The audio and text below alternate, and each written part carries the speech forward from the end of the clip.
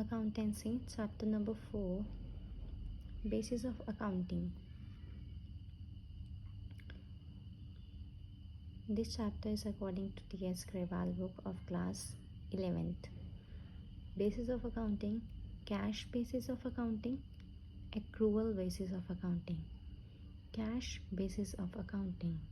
Cash basis of accounting is a system in which transactions are recorded when cash is received or paid. Total income means received minus total expenses paid. Outstanding and prepaid expenses, income received in advance, accrued income are not considered.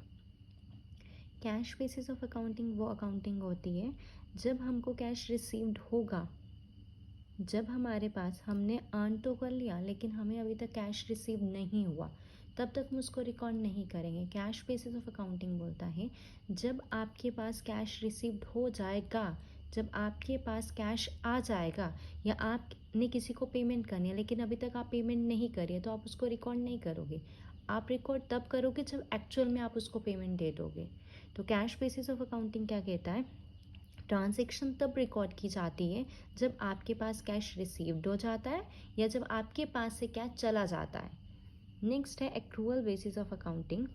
Accrual basis of accounting is a system in which both cash and credit transactions are recorded. Under accrual basis of accounting, outstanding and prepared expenses are adjusted. Accrual basis of accounting वो होती है जिसमें दोनों transaction को record किया जाता है, cash transaction को भी और क्रेडिट ट्रांजेक्शन को भी. डन. और एक्रूअल बेसिस ऑफ अकाउंटिंग में हम प्रीपेड एक्सपेंसेस लिखते हैं, आउटस्टैंडिंग भी लिखते हैं. कैश बेसिस में क्या था, जब तक आपके पास कैश रिसीव नहीं हो जाएगी या आप किसी को कैश पे नहीं करते तब तक आप ट्रांजैक्शन को रिकॉर्ड नहीं करेंगे.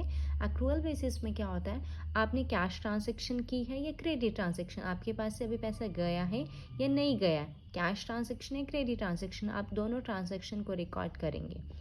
Advantages of cash basis of accounting. Cash basis of accounting is suitable for those enterprises where most of the transactions are on cash basis. Cash basis of accounting का एडवांटेज क्या है, ये किसके लिए suitable है, जो एंटरप्राइजेज जो organisation ज़्यादातर किस पे ट्रांजेक्शन करते हैं, कैश बेसिस में ट्रांजेक्शन करते हैं. कैश बेसिस ऑफ अकाउंटिंग ज़्यादा सूटेबल उन एंटरप्राइजेज के लिए है जो ट्रांजेक्शन ओनली कैश बेसिस में करते हैं. It is a simple system as adjustment are not required. ये बहुत ही सिंपल प्रोसीजर है इसको करने का, ये सिंपल सिस्टम है अकाउंटिंग करने का.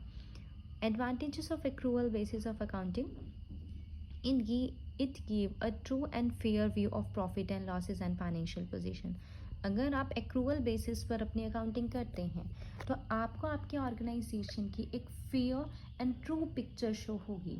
वो एक एक्चुअल जो फाइनेंशियल पोजीशन है वो शो करेगा and profit and loss, accurate profit and loss को क्या करेगा, शो करेगा. It shows complete picture of financial statement. Accrual basis of accounting की हेल्प से आपको आपकी सारी फाइनेंशियल ट्रांजेक्शन का एक कंप्लीट व्यू मिल जाता है. डिसएडवांटेजेस क्या है, it does not give cash basis का, it does not give true and fair view of profit and loss. अगर आप कैश बेसिस के अकॉर्डिंग अकाउंटिंग करते हैं तो आपको आपके प्रॉफिट एंड लॉस की एक फेयर पिक्चर नहीं शो होती. It does not follow matching principal. जब आप एक्रूअल बेसिस कैश बेसिस को फॉलो करके अपनी अकाउंटिंग करते हैं तो आप मैचिंग प्रिंसिपल को उस टाइम पर फॉलो नहीं कर रहे होते. Disadvantages of accrual basis of accounting. Accounting process is more elaborate. Accrual basis में आप अच्छे से अकाउंटिंग प्रोसेस को इलेबोरेट करते हो. More complicated than cash basis of accounting and require adequate sale. ज़्यादा कॉम्प्लिकेटेड है क्योंकि आप यहाँ पर कैश ट्रांजेक्शन भी रिकॉर्ड कर रहे हो, क्रेडिट ट्रांजेक्शन भी रिकॉर्ड कर रहे हो. तो ये क्या है, इसको करने के लिए आपको एक्यूरेट स्किल्स की ज़रूरत होती है. जिस भी पर्सन को पूरी अकाउंटिंग की नॉलेज होगी वही पर्सन क्या कर सकता है, एक्रूअल बेसिस ऑफ अकाउंटिंग कर सकता है.